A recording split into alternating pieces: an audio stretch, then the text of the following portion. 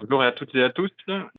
Donc, on va démarrer ce webinaire. Comment disposer de KPI finançables pour améliorer votre prise de décision? Alors, on va tout d'abord commencer par une présentation. Donc, je suis Thomas Gruet. Je suis consultant finance chez Isatech sur D365 Finance, donc uniquement la partie finance. J'ai 16 ans d'expérience dans la partie finance, que ce soit privée ou publique d'ailleurs, puisque j'ai 8 ans d'expérience publique également. Donc, j'ai travaillé sur ce qu'on appelle notamment The Last Mile en finance, donc tout ce qui est le reporting de fin de chaîne, reporting financier, consolidation, fiscalité sur le plan national et international.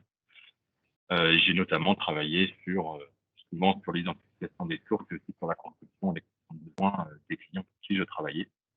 Et j'ai travaillé sur des outils dédiés, qu'on peut appeler best of breed, mais également des outils génériques comme Excel, Power BI, ce qui me permettra d'avoir, en tout cas d'émettre un avis qui n'engage que moi, bien sûr, vers la fin du webinaire. Alors, tout d'abord, le sommaire. Qu'entend-on par KPI, tout spécialement en finance? Effectivement, les KPI peuvent s'appliquer à tous les métiers. Pourquoi mettre en place des KPI? La question est tout à fait légitime. Comment choisir les bons indicateurs? Les erreurs à éviter? Ma méthodologie d'un projet KPI, encore une fois, tirée de mon expérience. Comment choisir son outil? Parce que la question de l'outil va nécessairement se poser en fin de chaîne. Et enfin, on va vous montrer un exemple de dashboard finance. Alors, juste quelques écrans. L'idée n'est pas de faire une démonstration ni quoi que ce soit, mais juste d'illustrer ce qu'il est possible de faire sur une maquette de Power BI, par exemple.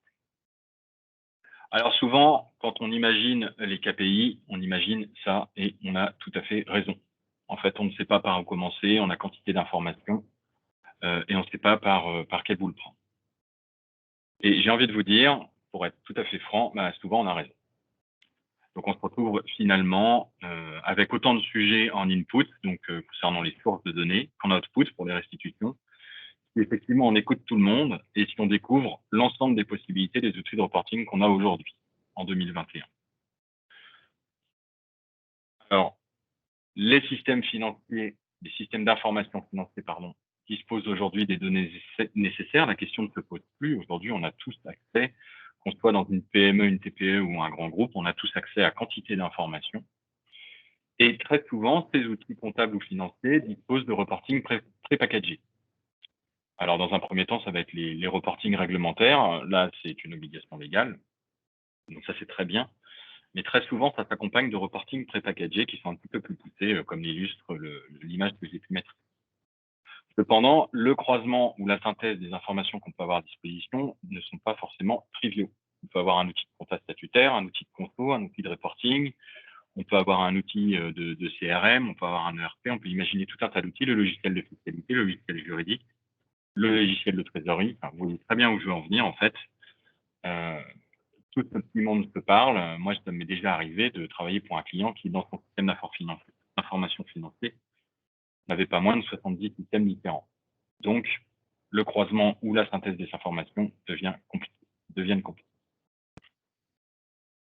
Le problème en informatique, on parle d'adhérence. Des adhérences peuvent se former dans le système d'information. Et c'est ça qui va empêcher l'évolutivité du système, ou en tout cas le limiter, et du coup, par ricochet, limiter le reporting financier lui-même. Alors, on va voir ce que j'entends par là derrière. Et dernière chose enfin, j'ai parlé de reporting intégré dans les systèmes dédiés, ce qui est vrai, ce qui est très bien dans un premier temps. Donc, les reporting intégrés atteignent rapidement leurs limites, car ils se cantonnent aux données de leur système. Ça, c'est vrai. J'ai souvent été confronté, pour la petite histoire en fiscalité, tout simplement à une limite de comparaison avec certaines réglementations et notamment de sous-capitalisation. Je ne peux pas rentrer en détail, c'est pas le sujet. Il nous fallait collecter des informations juste au système de consolidation, alors qu'on était en fiscalité. Et c'était quelque chose qu'on n'arrivait pas à faire, ou en tout cas qui était largement manuel sur Excel et qui, du coup, vous pouvez bien le comprendre, pouvait susciter des risques, des erreurs, etc. Donc, se pose la question du CEO de données. On verra ça un petit peu après. Alors, qu'est-ce qu'on entend par KPI? Selon moi, les KPI portent sur 3 principes fondamentaux, 3 seulement. L'évaluation, qui nous permet de savoir où est-ce qu'on en est, où est-ce que nous sommes. les actions, qu'est-ce que nous devons faire, partant du constat qu'on a eu lors de l'évaluation, qu'est-ce que nous devons faire et sur quoi nous pouvons agir pour améliorer la situation. Et une fois ce constat-là, on va pouvoir passer à la deuxième phase des KPI, qui est le pilotage. Et c'est à ça que servent les KPI. Donc, où pouvons-nous aller et quels moyens nous donnons-nous pour atteindre cet objectif? Alors, bien entendu, le pilotage, c'est la synthèse des deux principes précédents. C'est la conséquence. C'est bien pour ça que j'ai dit que dans un deuxième temps, on allait pouvoir accéder au pilotage. Ça veut dire qu'on est déjà mature sur la partie KPI, qu'on a déjà atteint un deuxième stade. Alors, concernant des exemples de KPI, l'idée n'est pas de faire une liste, mais de donner, tout simplement d'illustrer mes propos. Donc, en matière de marketing, on parle de lead, de taux de conversion de lead, on parle de mots-clés. En logistique, on parle de coût de transport. On peut avoir la presse, puisque j'ai travaillé un petit peu dans la presse. On parle de taux d'invendu. On ne raisonne pas en termes de vente, mais en taux d'invendu. La production, ça peut être les volumes produits en unités et par kilo par mois ou par ligne de production. Et en KPI finance, eh bien, on va voir ça un petit peu après. On peut retrouver effectivement tout un tas de KPI financiers. J'en connais déjà une soixantaine. Je ne pense pas tous les connaître, bien entendu. Je n'aurais pas cette prétention, ce qui est déjà beaucoup, voire beaucoup trop. Alors, ne pas oublier que les KPI en général et les KPI finance en particulier s'inscrivent nécessairement dans une démarche PDCA, donc une démarche Plan, Do, Check, Act, qui est aujourd'hui largement répandue dans les entreprises modernes. Alors, qu'entend-on par KPI? C'est bien beau de parler de tout ça, de dire qu'on a des difficultés sur les scores, qu'on a des difficultés sur le reporting, qu'on a des difficultés pour mettre tout le monde autour de la table et se mettre d'accord. Mais il faut déjà définir ce que c'est qu'un KPI pour savoir de quoi on parle. Donc, ma définition, c'est qu'un KPI est une mesure et plus généralement un rapport entre deux mesures d'ailleurs, le plus souvent en unité de temps, et dont le suivi de l'évolution dans le temps, justement, permet de distinguer des axes d'amélioration. Selon moi, et ça ne va pas être vrai seulement pour la partie finance, je fais ici un webinaire sur la partie finance, ça va être vrai également pour tous vos KPI. Selon moi, la réussite de vos KPI va reposer sur 4 notions clés que j'ai nommées l'intelligibilité, l'universalité, durabilité et visibilité. Je vais choisir des mots un peu plus simples et le choix.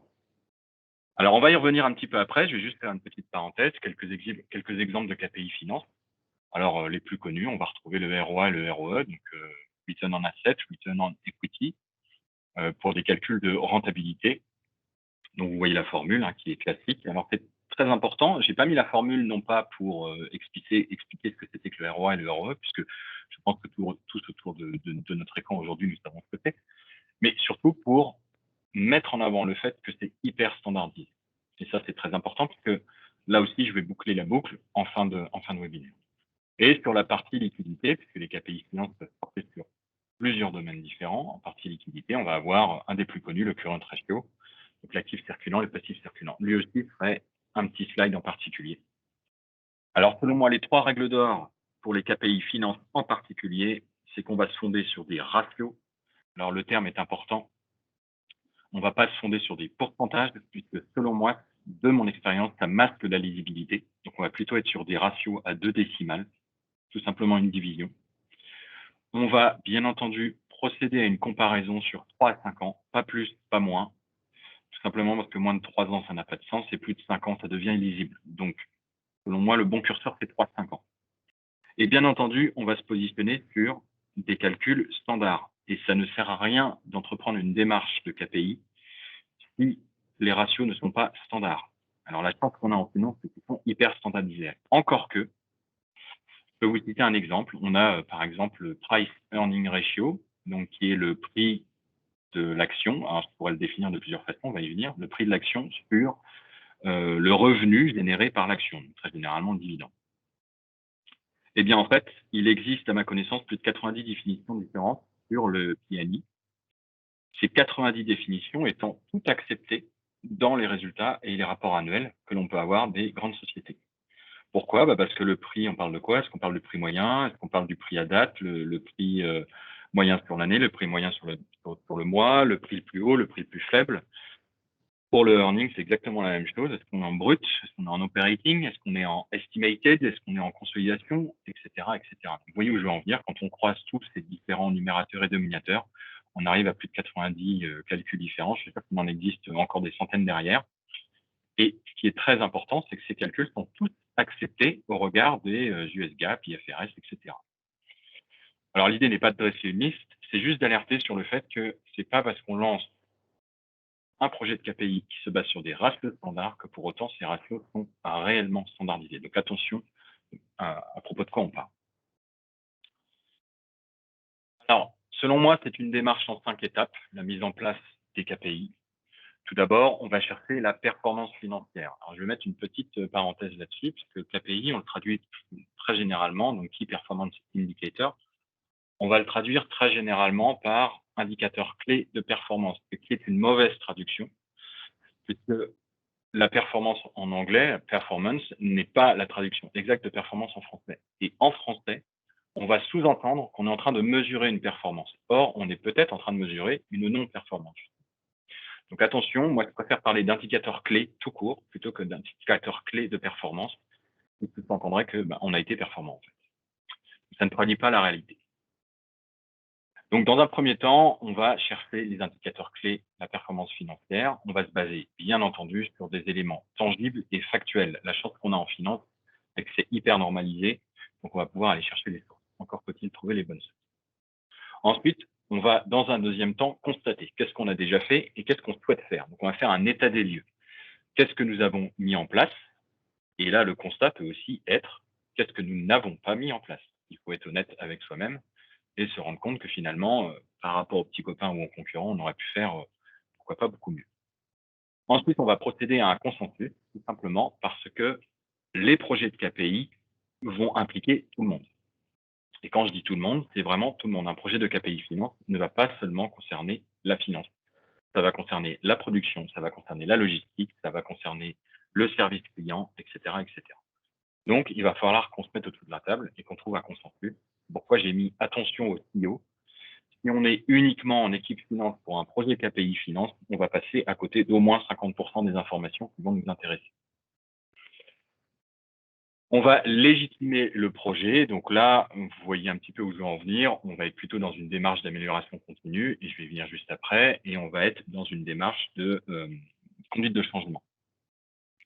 Donc, il faut expliquer pourquoi on le fait. C'est pas juste un projet de calcul, c'est pas juste un projet où on va, entre guillemets, fliquer la performance. J'aime pas trop ce terme, mais très souvent, je l'ai entendu.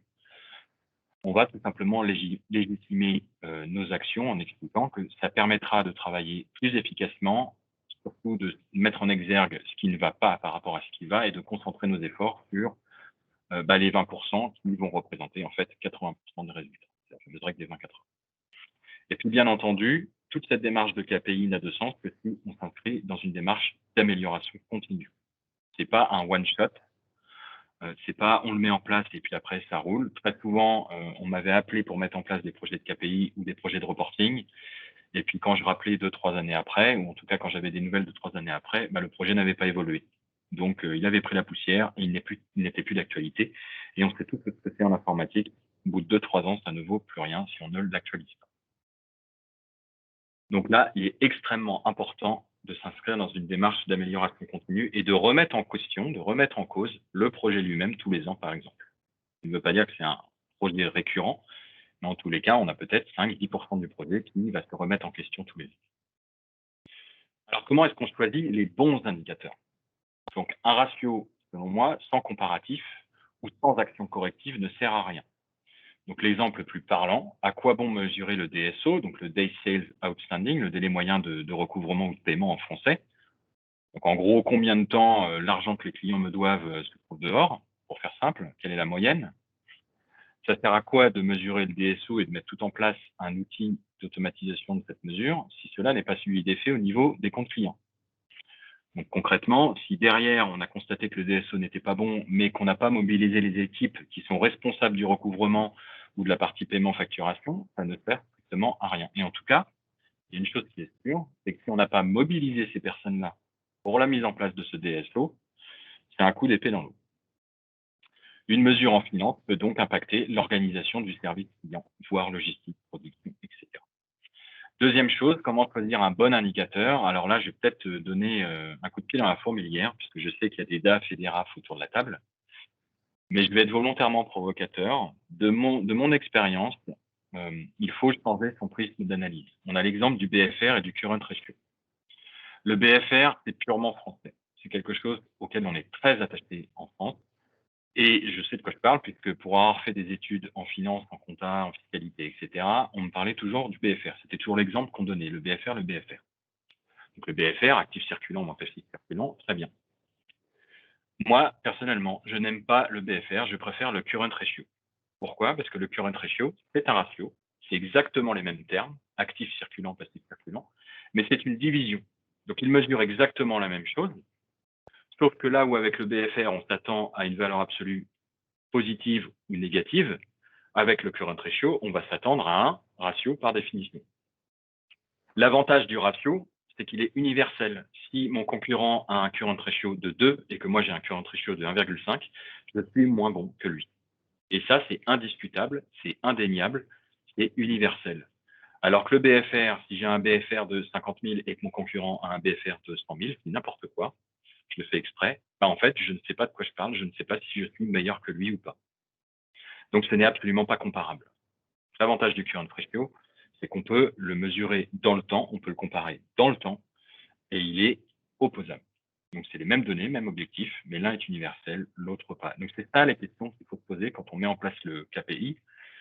Est-ce que je ne suis pas en train de mettre une mesure parce que j'ai l'habitude de la faire ou parce qu'on m'en parle tout le temps ou parce que c'est un état des lieux classique sur la finance française, européenne, etc. Ou est-ce que finalement, je ne peux pas aller m'inspirer de ce qui peut se faire ailleurs? Un autre exemple très parlant, c'est tout simplement la vision financière que peuvent avoir les Américains et les Européens, qui est totalement différente. Si vous prenez un bilan financier américain, il est complètement l'inverse d'un bilan financier européen. Le cash est en haut, alors que nous, le cash est en bas, et le capital, c'est l'inverse. Il y a peut-être une bonne raison à ça, c'est peut-être qu'il faut plus piloter par le cash que finalement par la ligne des immobilisations dans un premier temps. Là aussi, je provoque un petit peu, c'est volontaire, j'espère que ça suscitera des réactions en fin de webinaire. Alors, comment choisir les bons indicateurs? J'avais parlé tout à l'heure de 4 notions fondamentales. La première étant l'intelligibilité. Qu'est-ce qu'on entend par là? En tout cas, qu'est-ce que j'entends par là? Pas d'interprétation quant à sa compréhension. Le ratio n'est pas interprétable, il ne dispose pas d'échelle ou de conditions particulières expliquant son résultat. Et la méthodologie de calcul est indiscutable, ce qui est le cas pour la grande majorité des ratios financiers. Le ROI est indiscutable, return on asset. La définition du revenu et la définition des assets, elle est indiscutable, quelle que soit la norme qu'on peut utiliser. Alors, il va y avoir des différences, bien entendu, notamment en statutaire français ou en IFRS. Il peut y avoir des différences en termes d'immobilisation ou de calcul d'amortissement, certes. Mais il n'empêche que quand vous parlez à un Américain ou à un Japonais et que vous lui parlez d'assets, vous savez exactement de quoi vous parlez et il sait exactement de quoi vous parlez. Donc, je rappelle là, excusez-moi, alors là, c'est pas ma langue qui a forcé, c'est mon doigt qui a forcé. Je me rappelle là le price earning ratio qui peut avoir plus de 90 définitions différentes. Donc, intelligibilité. Deuxièmement, l'universalité. Donc, le ratio, l'indicateur doit être universel. Tout le monde doit être d'accord sur sa définition. Tout le monde doit être d'accord sur son utilité. Il est là pour mesurer une liquidité, il est là pour mesurer une rentabilité. Et les données de base au calcul de ce ratio sont importantes. Quatrième point que j'ai appelé la durabilité, alors que j'ai illustré ici par un arbre. Je trouvais que l'image était bien choisie. Alors, on ne va pas chercher la durabilité au sens RSE, bien entendu, encore qu'on pourrait se poser la question en finance, c'est d'actualité, mais ça peut faire l'objet d'un autre webinaire. Mais ceci dit, si on prend l'image et le parallèle d'un arbre, eh bien, c'est tout à fait exact.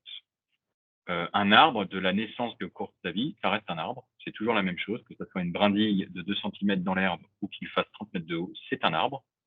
Il a grandi, il s'est développé, il y a des branches qui ont disparu, il y a des branches qui sont apparues, il a des feuilles, il n'a pas de feuilles, c'est toujours un arbre, et surtout, c'est toujours le même arbre. Donc, les KPI et les indicateurs, ce que je veux illustrer par là, c'est qu'ils peuvent évoluer, et pour autant, c'est toujours un tableau de bord financier qu'on a sous les yeux.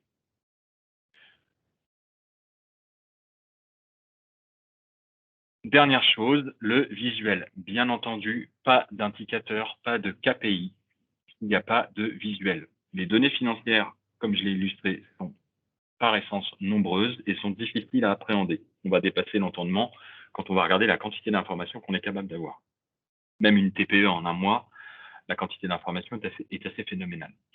Donc, le visuel permet de prendre de la hauteur. Il synthétise, et on est tous majoritairement plus visuels, donc il synthétise, en tout cas plus naturellement, les données qu'on a sous les yeux. Je le rappelle juste que les KPI n'ont pas pour objectif de réaliser un audit financier, et c'est souvent un travers qui est pris lorsqu'on met en place un projet de KPI. On veut faire un audit financier automatisé, visuel, et qui nous dit tout de suite là où il faut appuyer et là où ça fait mal. Non, c'est pas ça. Le but, c'est du pilotage. Quand je pilote ma voiture, je ne connais pas la température de chacune de mes bougies. En revanche, je sais que globalement, le moteur va bien puisque j'ai la température du moteur. Eh bien, c'est exactement la même chose. L'idée, c'est de prendre facilement connaissance des situations qui transpirent à travers les chiffres et qui ne sautent pas aux yeux. On est bien d'accord, même si on a l'habitude de travailler sur un bilan et un compte de résultats et que c'est compréhensible et qu'il y a des structures qui se dégagent, qu'il y a des tendances qui peuvent se dégager, il n'empêche, si on veut prendre de la hauteur et surtout de la comparabilité d'année en année, il faut que l'information soit visuelle.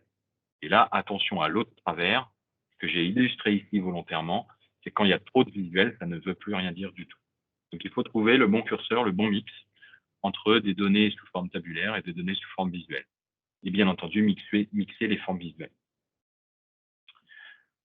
Alors, quelles seraient les erreurs à éviter? Je vous le dis tout de suite, on va arrêter les clichés. Je l'ai déjà dit. Oui, les systèmes sont nombreux. Oui, les données sont nombreuses et encore plus. Et oui, il y a redondance d'informations entre un logiciel de trésorerie, un logiciel de conso, un logiciel de compta statutaire, etc., etc. Oui, il y a redondance. De toute façon, ça fait à peu près 20 ans que j'entends ce discours. Ça n'a pas changé. Ça ne fait qu'empirer. C'est comme ça. Donc, il faut l'accepter. C'est un fait. Donc, il va falloir gérer avec ce fait-là. Il y a redondance entre les systèmes d'information. Donc, on va tout de suite passer aux autres erreurs à éviter que j'ai moi-même compilées dans les parties suivantes de ce webinaire. Et on va retrouver, bien entendu, les informations clés que j'avais citées tout à l'heure. Donc, le maître mot en matière de KPI, ça va être l'uniformité. Et en finance, à quoi peut ressembler l'uniformité? Ce que je vais vous illustrer ici est vraiment issu de mon expérience de mise en place de reporting. On va chercher la comparabilité, on va chercher l'universalité, c'est ce que je disais précédemment. Et pour moi, la meilleure définition de tout ceci, c'est l'agrégation des données. On ne peut comparer ce qui est uniforme au sein d'un groupe ou entre des années au sein d'une même société que ce qui peut être effectivement comparé. Donc, ce qui est comparable, c'est bien évidemment avec des mêmes règles et des mêmes unités de mesure. Universel, je l'ai dit, tout le monde doit s'accorder sur la définition, la source de données. Il n'y a pas d'interprétation. Agrégé, je vais y venir un petit peu après, je vais bien préciser ce que j'appelle par agrégation. Et je précise que selon moi, l'agrégation est bien différente de la consolidation. C'est pour ça que j'ai utilisé le terme d'agrégation pour pas qu'il y ait d'ambiguïté. Pour moi, agrégation et consolidation ne sont pas la même chose. Et la consolidation, d'ailleurs, n'est pas nécessairement agrégée. Et donc là, il y a une phrase qui doit vraiment rythmer les ateliers qu'on peut faire en matière de KPI, c'est not my job. En fait, on va déplacer la responsabilité du reporting et c'est paradoxal, et encore une fois, c'est tiré de mon expérience, c'est paradoxal, mais au lieu de faire un reporting avec le plus haut niveau possible, c'est-à-dire se concentrer sur de la smile et se concentrer sur quelles sont les règles métiers qu'on va retrouver en fin de parcours, on va en fait faire descendre ces règles métiers au niveau le plus bas possible, d'où les agrégats. Donc ça peut paraître paradoxal et je vais expliquer pourquoi. Donc chacun a ses responsabilités. On découple, on parle de découplage en informatique. Alors, je ne suis pas technicien, hein, mais j'ai entendu parler de ce terme plusieurs fois. On découple et on évite les adhérences, les fameuses adhérences dont je vous ai parlé tout à l'heure. Il est donc indispensable de raisonner en matière d'agrégats. Les agrégats sont universels, quelle que soit la réglementation. Je t'en ai aussi parlé tout à l'heure. Si je parle de cash à un japonais ou un américain, il sait exactement de quoi je parle. Si je lui parle d'asset, il sait de quoi je parle, même s'il peut y avoir des différences. Donc avant, il y a encore quelques années, voire même encore aujourd'hui, ça m'arrive de le constater, quand on met en place un outil de reporting en KPI, eh bien, on va travailler sur les sources. On va faire un mappage qui va donner des agrégats, par exemple, le current asset, le current liability pour nous calculer le current ratio. Donc, on va avoir des grands agrégats. On va passer tout ça à la moulinette de notre logiciel et ça va nous sortir des KPI. Donc, ça, c'était, selon moi, ce qu'il fallait faire avant. Pourquoi? Parce que si on fait le mappage au niveau des sources et qu'on lit ce mappage avec son outil de reporting, eh bien, à chaque fois qu'on va changer d'outil de compta, de conso, de reporting, à chaque fois qu'on va changer d'outil de production, de logistique, de RP, peu importe, eh bien, il va falloir refaire ce travail-là et on va casser l'outil de reporting et l'outil de KPI. On va vraiment le casser à chaque fois puisqu'il va falloir l'adapter. Donc moi, ce que je conseille, c'est tout bête, c'est de déplacer le lien entre les sources et la moulinette au niveau des agrégats. C'est-à-dire que, et c'est là où ça peut paraître paradoxal, c'est qu'on va descendre la notion d'agrégat, non pas, on ne va pas la laisser au niveau des KPI, mais on va la descendre au niveau des outils sources. Ce que je veux dire par là concrètement, avant, on avait des fourchettes de compte qu'on allait mapper avec des outils de reporting. Dans le meilleur des cas, on passait par des items, pour ceux à qui ça parle, en matière IXPRL, notamment en reporting bancaire et assurance. Dans le meilleur des cas, on passait par des items. Sauf que les items étaient définis au niveau, les items sont des agrégats, je précise, étaient définis au niveau de l'outil de destination, de reporting. Donc, dès qu'on changeait de système, bah, ça cassait tout et il fallait tout refaire. Et il fallait refaire les items. Et il y avait des items qu'on était obligé d'historiser. Donc, on n'avait plus de continuité d'année en année. Donc, en fait, ça ne fonctionne pas. Si on descend la définition des items et des agrégats au niveau des données sources, bah, mon outil de reporting ne bouge plus. Puisqu'en fait, l'outil source, je vais lui dire, donne-moi le cache. Et c'est à lui de me donner le cache. Et c'est lui qui est responsable de la définition du cache, selon bien entendu les KPI. Et donc, quand je vais venir m'interfacer avec l'outil de KPI, l'outil de KPI attend quoi? Du cache, bah, je vais venir lui donner l'agrégat cache. Je vais lui donner directement la réponse. Et donc, quel que soit en fait l'outil que je vais avoir en amont, mon outil de KPI fonctionnera toujours. J'ai un exemple tout bête qu'on illustre souvent en matière de technique informatique. C'est l'exemple de la prise électrique. Le meilleur exemple, c'est la prise électrique. Aujourd'hui, vous prenez votre ordinateur, vous arrivez au bureau, vous le branchez, la prise électrique est standard. Vous arrivez chez vous, la prise électrique est standard. L'appareil électrique, donc votre ordinateur, n'en a strictement rien à faire de savoir si vous êtes dans un bâtiment qui est conforme ou pas. Lui, sa prise électrique, elle est française, elle est standard. Si vous changez de fournisseur électrique, ou même si vous changez de prise, c'est pas l'ordinateur qu'on va modifier. On va garder le même ordinateur et on va garder la même prise. Et si vous vous déplacez au UK, vous n'allez pas racheter un ordinateur, vous n'allez pas racheter un serveur, vous allez acheter un adaptateur. Et l'adaptateur est bien de la responsabilité de l'endroit où vous vous trouvez, c'est-à-dire de la source, c'est-à-dire le UK. Vous n'avez pas anticipé toutes les possibilités et vous n'êtes pas venu avec votre tournevis pour démonter la prise et mettre une prise UK. C'est exactement la même chose. On ne va pas prendre son tournevis pour démonter les prises des KPI. On va tout simplement demander aux outils sources de porter la responsabilité de la continuité des informations. Et donc, dans ce cas-là, l'outil de reporting KPI ne changera jamais en matière de structuration de données. Alors, bien entendu, c'est pas magique. Il y a des limites. La limite, c'est qu'on se limite justement aux agrégats. Donc, il faut définir des agrégats au niveau du groupe, de société, j'entends. Et il faut s'assurer qu'on va conserver la traçabilité et l'historique de la donnée, puisque bien entendu, qui dit agrégat dit perte de données, dit fongibilité de la donnée. Donc, calculer les agrégats au niveau le plus bas possible, quitte à fournir par la suite des agrégats d'agrégats. Alors là, j'ai un petit exemple tout bête. Donc, dans le current ratio, on va demander, avec l'ancienne méthode, les comptes de l'actif circulant. Ce que je vais proscrit, vous l'avez bien compris. Moi, ce que je préconise, c'est plutôt de raisonner en termes d'agrégats, stock, créances, dépôt. Ça va nous donner nos actifs circulants. Alors, à peu de choses près, bien entendu, hein, on est sur la grande maille. Et derrière, ça va me permettre de calculer mon current ratio. Et si je veux disposer de plus de détails que ça, la question va se poser d'avoir des agrégats, d'agrégats, d'agrégats, mais toujours raisonner en termes d'agrégats, puisqu'ils sont universels. Alors, les erreurs à éviter sur le plan humain, j'en ai cité 3. La liste au Père Noël, la théorie du vaccin, c'est d'actualité, et le monde de Oui Oui. Alors, qu'est-ce que j'entends par ces 3-là? La liste au Père Noël, c'est chacun vient avec sa liste, sans coordination, et ne supportera pas, dans le sens être sponsor du projet, donc ne supportera pas le projet tant qu'il n'aura pas ce qu'il veut. Donc, un projet KPI, c'est pas la liste Père Noël. C'est une version 1.0. Et on verra pour après. La théorie du vaccin, c'est j'ai un problème de données, j'ai un problème de reporting, je mets en place ce projet et le souci est parti. Non, si vous avez un problème dans votre organisation, si vous avez un problème de collecte de données, c'est pas parce que vous mettez en place un outil que ça va régler le problème. Si le problème est humain, il restera humain, quel que soit l'outil que vous avez. Donc, j'ai un exemple tout bête, que j'ai vécu d'ailleurs. on va sortir un petit peu de la finance, mais bon, c'est quand même lié. Quand vous mettez un outil de suivi du service support en informatique, eh bien, très souvent, je dirais même dans 90 des cas, après la mise en place de l'outil, on constate que les demandes d'assistance au support explosent. C'est-à-dire qu'en fait, on met en place un outil de support pour améliorer le support, et puis un mois après et pendant un an, on se rend compte que statistiquement, les demandes ont explosé. Mais en fait, c'est pas que ça va c'est pas que ça va plus mal, c'est pas qu'il y a plus de bugs qu'avant, c'est tout simplement qu'on a soulevé le tapis et qu'on s'est rendu compte de ce qu'il y avait.